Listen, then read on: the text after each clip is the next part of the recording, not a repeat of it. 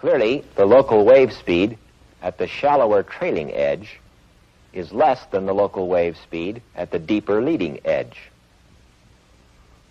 But there is another factor at work here. The local wave velocity is always stated relative to the local fluid velocity. Now, we have already seen that the fluid at the trailing edge of an expansion wave is moving away from the fluid at the leading edge. So, relative to the leading edge, the slower speed of the trailing edge is rendered even slower by virtue of a local fluid velocity there in the opposite direction.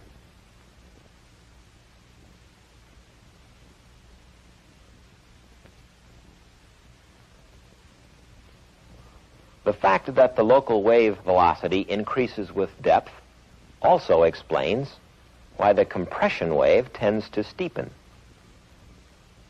The local wave velocity is higher at the deeper trailing edge of the wave than at the shallower leading edge.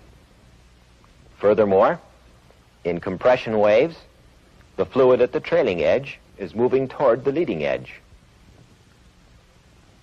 This local fluid speed adds to the increased local wave speed at the trailing edge, causing the trailing edge to overtake the leading edge even more quickly.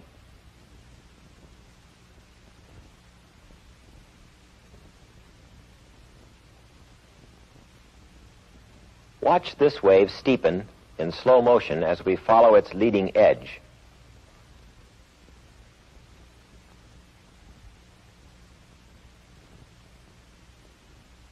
What happens now? Anyone who has been to the beach knows the answer. The wave topples over. Note that the toppled wave moved out of our picture, which means the leading edge of the wave is traveling faster than it was before it toppled. Let us watch the steepening again with the camera moving at the speed of the toppled wave.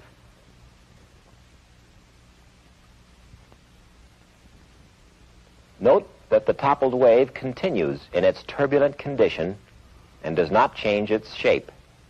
It also travels at constant speed.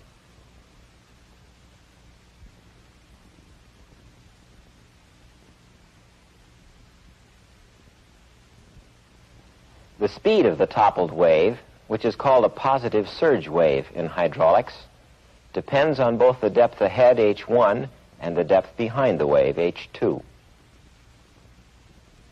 Here you see 3 channels with water 4 inches deep in them. We are going to send positive surge waves down these channels with depths behind the waves of 6 inches, 8 inches, and 10 inches.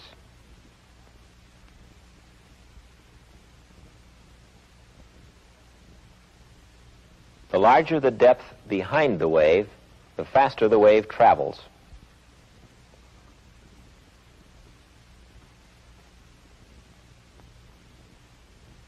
In fact, it can be shown that large amplitude wave speed, that is the speed of a positive surge wave, depends upon the depths ahead and behind as follows.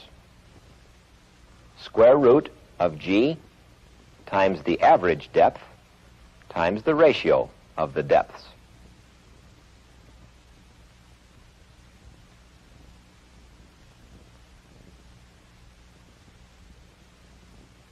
Small amplitude waves ahead of the surge wave move at the speed square root of gh1 relative to the fluid. If you compare these expressions, you will see that this local wave speed is always less than the speed of the surge wave. Thus, the surge wave catches up to small amplitude waves ahead of it.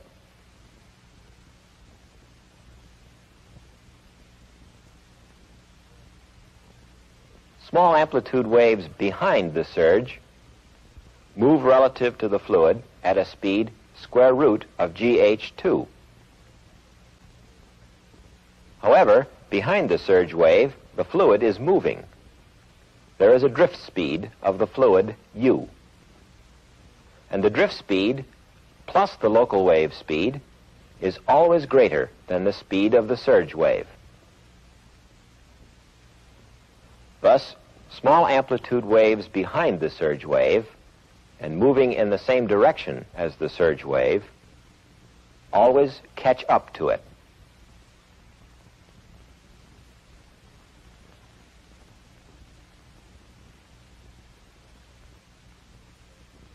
In reality, these surge waves move at a fair clip.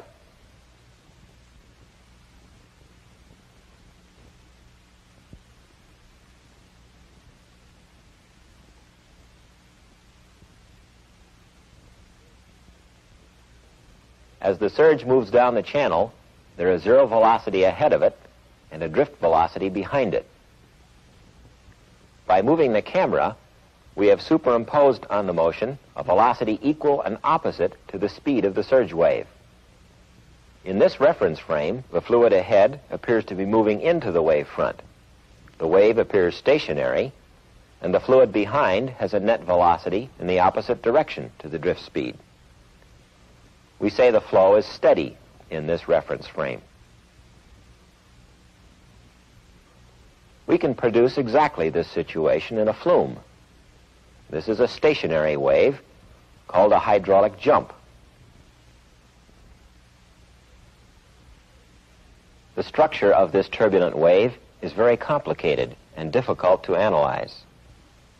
However, if we consider the fluxes of mass and momentum into and out of a control surface like this, we can determine the velocity and depth behind the hydraulic jump given the velocity and depth ahead of it. The ratio of entering fluid speed to the local wave speed is called the Froude number. The Froude number ahead of the jump, F1, is always greater than unity. That is, the fluid speed ahead is greater than the local wave speed. We say the flow ahead is supercritical, or shooting. The Froude number behind the jump, F2, is always less than unity. That is, the fluid speed behind is subcritical, or tranquil.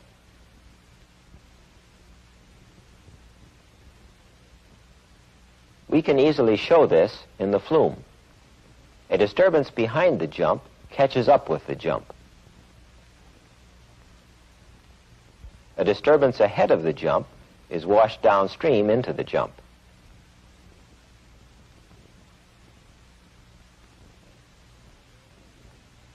Note, this is only another way of describing the steepening effect we talked about earlier in a different reference frame.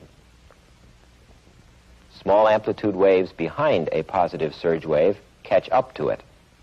Small amplitude waves ahead are overtaken.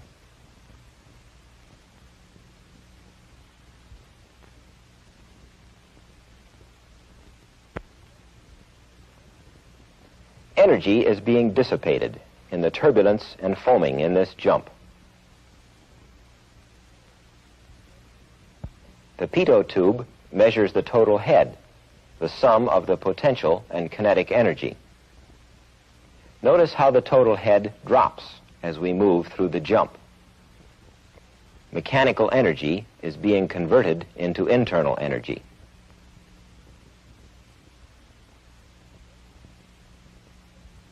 This jump is dissipating about 1/3 of a horsepower. Below big dams, hydraulic jumps in stilling basins may dissipate thousands, even millions of horsepower. The temperature rise is hardly noticeable, however, since a total head loss of 778 feet is required to heat water 1 degree Fahrenheit. You can see hydraulic jumps all around you if you are observant. Have you ever seen this one in your kitchen sink? The water spreads out at a supercritical speed from under the tap, goes through a cylindrical hydraulic jump, moves at subcritical speed to the edge of the dish, and spills over the edge.